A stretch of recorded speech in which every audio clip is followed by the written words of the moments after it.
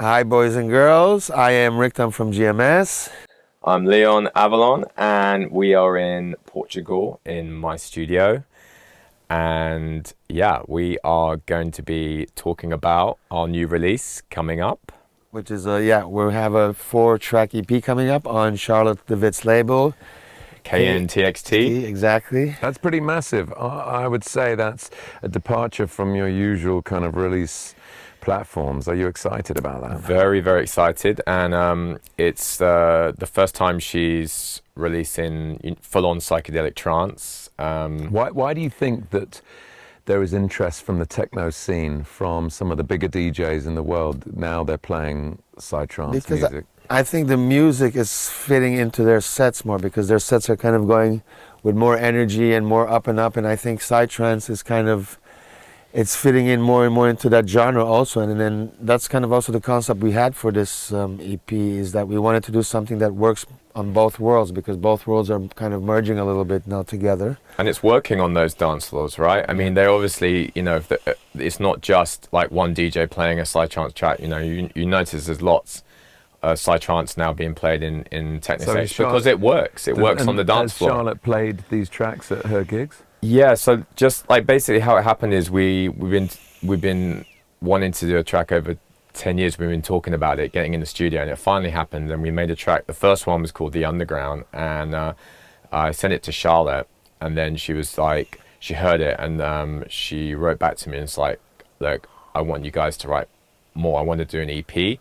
We do 4-track EPs on the label. Can you write a few more? And then, so what started as 1 track turned into a second, then a third, then we had to do the 4th for the EP. Yeah. We only set out to do 1 track originally, we weren't expecting. I mean, 4 tracks is nearly half an album, Yeah, exactly. We thought maybe 1 or 2 tracks, and yeah. And then she like wrote us back like very enthusiastic and wanted us to write more for her. And but it was pretty natural how it happened. I was on the way to Airbeat 1 festival, and so was she, and she was in the airport. And then we met in the bus going to the plane. It turns out we're sitting next to each other on the plane.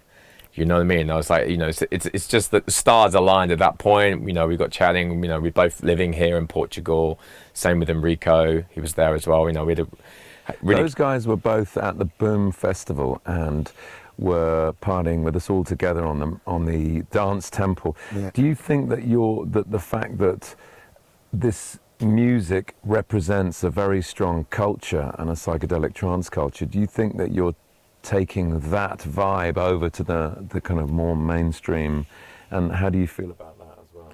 When it's released on a label with that kind of reach and that kind of crowd, it's going to just turn new people on into psychedelic trance, which I think is a great thing, and people that maybe would never have gone there unless they just wouldn't have seen it or wouldn't have heard it if it wasn't released on a label that they're into.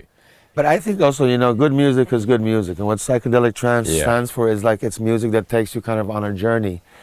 And it doesn't matter who you are or where you are, from what scene you are, from what crowd. If you get into that psychedelic journey of that music, it takes you on a journey, and it does open something special. So I wouldn't say it's only for this crowd or only for that crowd. It's for anyone who enjoys music and anyone who's wants to go on that blast, and have a good time like that.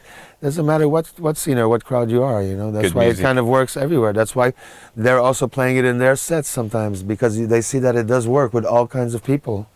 And have you taken some influences from that genre and put it into your music? Sure, yeah. Of course. Yeah, of course we have. I mean, especially the percussion, like we were chatting about, was like very much inspired.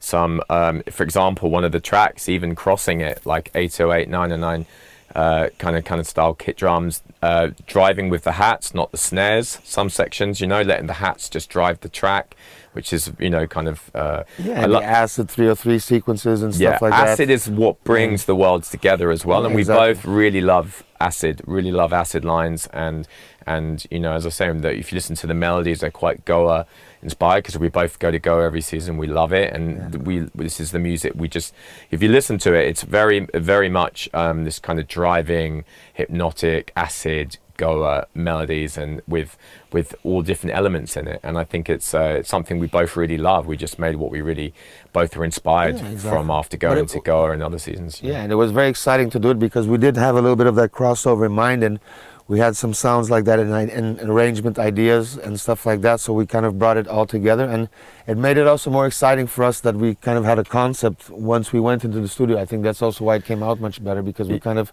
had like an idea and a concept of what we wanted to do. Yeah, because we're both really, really busy. It was like there's no messing around. Like, we don't go there. Like, for example, I'd prepare for the session, get a concept, go to Ricky. You know, we both have a really good combination, you know. I mean, Ricky's amazing at arranging and with audio and chopping up, you know. I'm great with sound design, making ideas, and together it was just a power combo. I mean, the last track was a record, I think, we did in 12 hours, fully done. I mean, it was like, I've never done a track that quick, and I think it was a record. I mean, the first one took us 2 days. We never went more than 2 days because I came to the session prepared.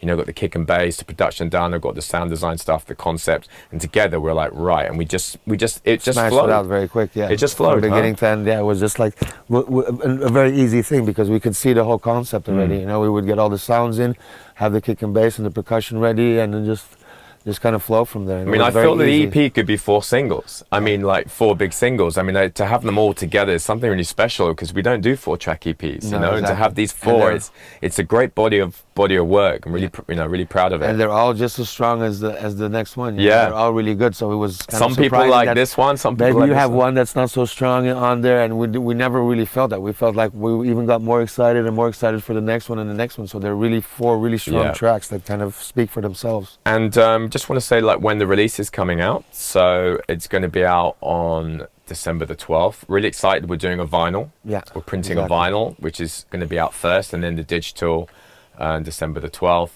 on KNTXT, Charlotte de Witte's label, and we cannot wait for you to hear it. I mean, it's we put a lot of love into this. And it's exciting times. It's blasting. It is exciting times, and it seems like there is a Psy-Trance has always been a bit of an outlier in the dance music fraternity. I think quite a lot of that is because it's a very underground scene, even though it's huge and absolutely global. No one has ever heard of it. There's never any corporate sponsorship. There's never any mainstream backing for these events. But so why do you think now that Psy-Trance is having such an impact globally? Just because it works. People are realizing it works on different dance floors across the world, across genres, you know. People like the kick and bass. It's driving, and you know what, it gives their set dynamics. It's not just like this one sound. People like to have a couple of tracks of this. It as a dynamic journey in a set makes it more interesting. But I think people are realizing it's rocking the dance floors, psychedelic trance. It's the evolution of human awareness, you know. Maybe now they're ready for that step, and maybe now they're ready for the psychedelic music, and this is the time that the human awareness and consciousness is actually ready to receive and be part of this, and that's the main thing. Music, do you think it's time that dance music goes slightly deeper and goes to another level then, and people are ready for, like, the EDC, the kind of mainstream electronic dance music has been around for a while. People are now ready for something a bit more, let me tell you, meaningful, maybe. Yeah, exactly. Meaningful, more, you know, mind expanding, immersive. And more. Yeah, I mean, I just played EDC in Las Vegas. It's just one of a couple of Psy-Trance acts in the whole festival. Yeah, it's the biggest festival in the world.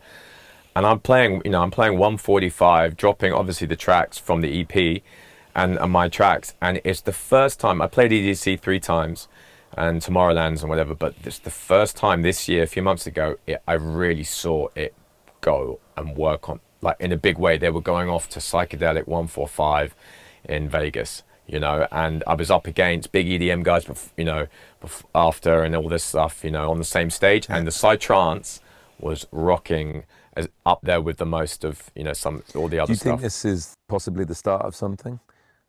I feel it, yeah. I mean, feel it definitely globally. It's the start of something, and I think humanity is ready as a whole for new kinds of music, new kinds of states of consciousness, new kinds of everything. And this is what psychedelic music kind of brings also, you know. It's not, and it's good that it's crossing over genres. I think all music should kind of cross over, and, you know, good music is good music, and if it brings you somewhere spiritually and emotionally, that's really what you want.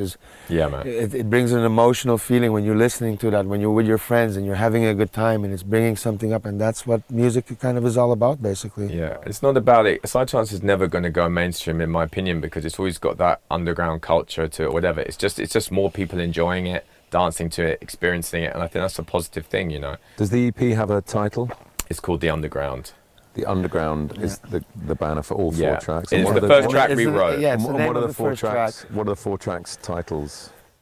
We have The Underground, The Machine, The Underground, Machines, and Horizon. Horizon, which was the last one we did. Which was the one that we did in 12 hours. And then the other one is called Rave to the Grave. Yeah. Which is really, I mean, this track goes from 144 to 160. I mean, it's, I just dropped this one at Boom and it was, went crazy there. The concept that you brought to the table, what was the concept for The Underground? Yeah, so I wrote the script myself, the words, and I met this girl in a club and I was like, my God, she's just got this voice that I think would work amazing in a track. Spoken word. Spoken word, yeah. Spoken, not and singing. she's not from she's not from psychedelic trance scene. So she was like, what do you want? You know, I had my iPhone, new iPhone. I was like, what now? I was like, no, it's go outside, recorded it, and it was just wow. You know what I mean? She just nailed it on this take, and she just couldn't get over it. Like, and I was like, just trust me on this. And then I brought it to the studio, had a load of stuff, and then when we just dropped it in, whoa, I was like, suddenly the track just, came alive really. And we then, made these acid lines on Ricky's Nord. We made an acid line. I brought a couple of acid lines I've been making here on my aux box here, synth, and some sound design stuff. And the track, I mean, Ricky had designed this monster kick and bass. I think it's in like a low key D sharp or E. It was in E, the first one. Made it in E, and then also the arrangement. We did it just slightly a little bit different. That's not like your usual Psytrance arrangement. So I mean, we did do a lot of stuff. Snare, the hats. Yeah, exactly. We did a lot of stuff that would kind of work on both worlds. We were kind of thinking that the whole time while we were making the track, like what would be good for there and for there, like what. And also most important is of course what we like. Because it has to be something that we like and we enjoy making. Because we can never make music that, we just want to follow this kind of thing or this. It has to be something that we like, that we would think, it's good for there and it's good for there at the same time, basically. And it's got, and what I wanted to bring in is like old rave sounds. It's got this like rave horn in it, Hoover sounds from back in the original, like, acid house, rave days. And big FM stabs, which we love in our music, and driving, fucking pounding bass lines. And for the producers out there, you said you wrote the first track in a couple of days. Yeah. It was a party on the boat as well, we should say that. I brought my wife and met Ricky's girlfriend as well for the first time. We all hung out. So as we were making the track, it was great. So it's like couples together. The girls are hanging out. They're having a great time. In Amsterdam. And we're working, and then some of his friends are arriving as we're making it. So there's a party vibe. As the track is being made, there's a party in progress on the boat going on. So as we're there on the computers, there's like people coming and going. There's a party vibe happening whilst all around us as we're making it. And I think that gave something to it. Of course, it always gives like extra energy because you charge up from that and stuff. When you see people in the back having a good time and stuff like that, it always kind of helps. That's the first time I've had that where like people are just arriving, some more people are arriving, and we're just going on this, and people are joining in. Like, I like that bit, in the studio, looking at us and the girls, and we just, I mean, we party. I think the party was evolving, the track was evolving, and it was really, it came out in the music. Ricky's famous for his massive production and working incredibly quickly. Can you give any producers out there some of your secrets? How you work so fast and get it to sound so good at the same time? Well, the thing, I mean, for me, the most important is in the beginning. I never like kind of mix after. I try to do everything from the beginning. So I'll put my kick and my bass, try to get that sounding as good as possible. Put my beats in. That's my little formula. Then you have your wall of sounds, your kick and bass and your beats. And then basically anything else, if that's sounding perfect, anything else you put over it and stuff, all the other sounds, it fits very quickly.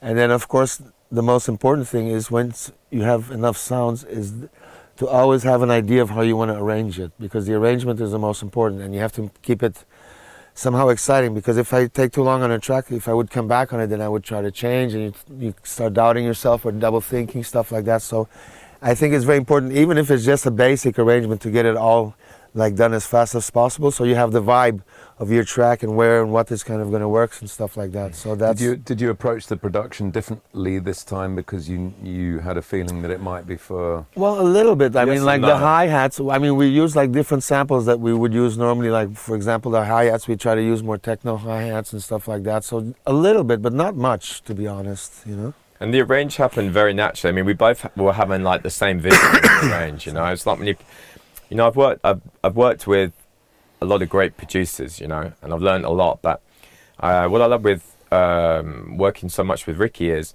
like, you know, he's not like, no, this isn't going to work. He's like, no, we were just like, we made it work. Like, what we had both had this vision, and it wasn't like, you know, like if we was no forcing anything to work. Yeah, everything just came naturally. It just was going, and it's how we did the track so quick. We both had the same ideas for the arrange. Let's do this, and everything we were trying was just flowing and working. There was no forcing something or no, we've got to do it. We weren't like referencing stuff. Oh, we've got to copy this to do this. No. Exactly. We never referenced one thing. It was nothing referenced there. You know what I mean? It just flowed. I mean, it's one of the most. I mean, for 4 tracks, for me, I've never had such a like the flow like that before. Working with someone. Do these tracks feel particularly fresh and different and groundbreaking? Yeah, that's for sure. For me, so. they're standout. I mean, they've you know, I've just been dropping them at the summer festivals, and they're really they're really working everywhere on the dance floors and stuff. Yeah, it's hard to choose just one from there for me to say this is the hit.